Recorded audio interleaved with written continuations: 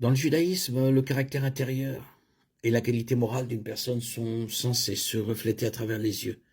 Dans Matthieu 6, 22-23, Jésus compare la condition morale d'une âme non régénérée aux ténèbres.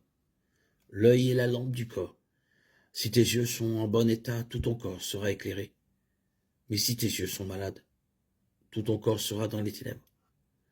Si donc la lumière qui est en toi est ténèbre, combien seront grandes ces ténèbres?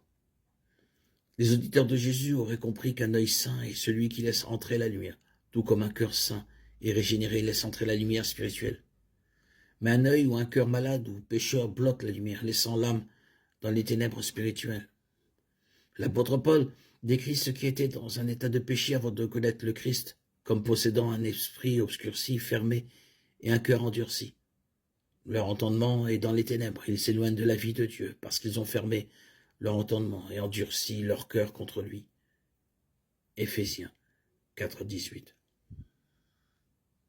Les incroyants vivent dans les ténèbres spirituelles, parce que Satan, le Dieu de ce monde, a aveuglé leur esprit.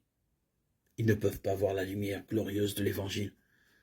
Satan, le Dieu de ce monde, a aveuglé les entendements des incrédules pour qu'ils ne puissent pas voir la lumière glorieuse de l'Évangile, pour qu'ils ne comprennent pas la gloire de Christ, qui est l'image parfaite de Dieu.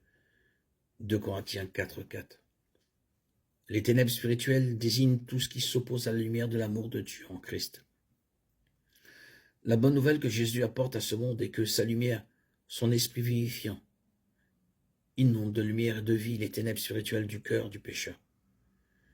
Celui qui a ouvert les yeux des aveugles peut aussi nous faire sortir des ténèbres spirituelles, quelle que soit la profondeur des ténèbres. La lumière de l'amour et de la vérité de Dieu surmonte tout péché qui nous sépare de Dieu.